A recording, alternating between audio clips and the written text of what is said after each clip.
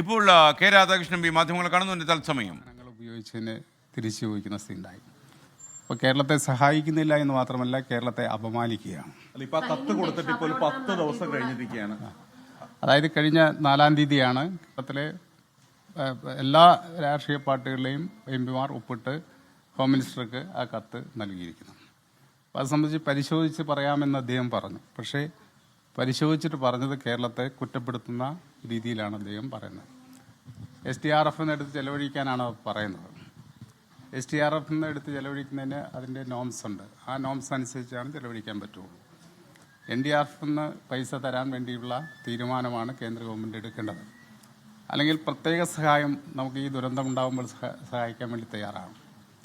അങ്ങനെ കേന്ദ്ര ഗവൺമെൻറ് സഹായിക്കുന്ന രീതിയുണ്ട്. അതുകൊണ്ടാണ് നമ്മൾ പറഞ്ഞ ഈ കലാമിറ്റി കേവലം ഒരു നാച്ചുറൽ കലാമിറ്റിന്ന് അപ്പുറത്തേക്ക് സിവിയർ കലാമിറ്റി ഓഫ് നാച്ചുറൽ അല്ലെങ്കിൽ സിവിയർ നാച്ചർ ഓഫ് കലാമിറ്റി എന്നുള്ള രീതിയിൽ ഉൾപ്പെടുത്തി ലെവൽ 3യിൽ ഉൾപ്പെടുത്തുകയാണെങ്കിൽ കേന്ദ്ര ഗവൺമെന്റ് തന്നെ നേരിട്ട് സഹായിക്കാൻ കഴിയുന്നു. ഇപ്പൊ കേന്ദ്ര സർക്കാർ പറയുന്നത് ഇത് സർക്കാർ നേരിട്ട് ബന്ധമില്ല, ഈ സൈന്യം അയച്ചതാണ്. ഇത് മറ്റു രാജ്യങ്ങളുമായിട്ടുള്ളൊരു യുദ്ധം ഒഴികെയുള്ള ബാക്കി എല്ലാ സിവിൽ സഹായത്തിനും ഇങ്ങനെ നോട്ടീസ് അയക്കാറുള്ളതാണ്. അത് കേരളത്തിന് നേരത്തെ അയച്ചിട്ടുള്ളതാണ്.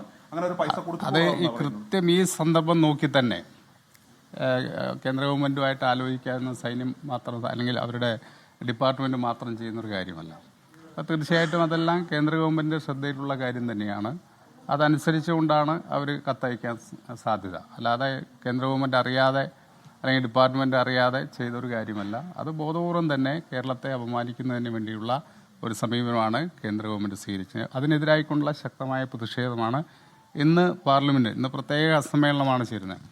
നമ്മുടെ ഇന്ത്യയുടെ കോൺസ്റ്റിറ്റ്യൂഷൻ്റെ 75ാം വാർഷികത്തോടനുബന്ധിച്ച് 2 ദിവസം പാർലമെൻറ്റിൽ ചർച്ച നടക്കുകയാണ്. 13-14 ഇന്ന് ചർച്ച നടത്തുന്നത്. നമുക്കറിയാം, കേന്ദ്ര സംസ്ഥാന ബന്ധങ്ങൾ എന്ന് പറയുന്നത് ഒരു അടിമ ഉടമ സമ്പ്രദായമല്ല. അത് കേരളത്തിലെ ജനങ്ങൾ നല്ലപോലെ മനസ്സിലാക്കുന്നുണ്ട്. ഈ ഉടമകളോട് ചോദിക്കുന്ന പോലെയുള്ള ചോദ്യവുമായിട്ടാണ് ഇപ്പോൾ പലപ്പോഴും നമ്മളെ കാണുന്നത്.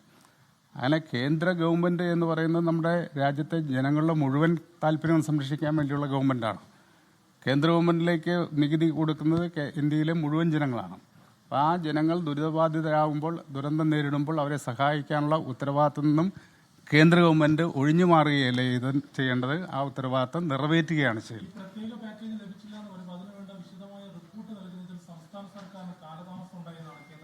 അത് വെറും സാങ്കേതികതല്ലേ. ഞാനത് പറഞ്ഞല്ലോ, നമ്മുടെ ബഹുമാനായ പ്രധാനമന്ത്രി തന്നെ ഈ ദുരന്തബാധിതരെ വന്ന് കാണുകയും ദുരന്ത പ്രദേശം കാണുകയുണ്ടായി. അതെല്ലാം നേരിട്ട് മനസ്സിലാക്കിയതാണ്. കേന്ദ്രമന്ത്രിമാർ അവിടെ എത്തുകയുണ്ടായി.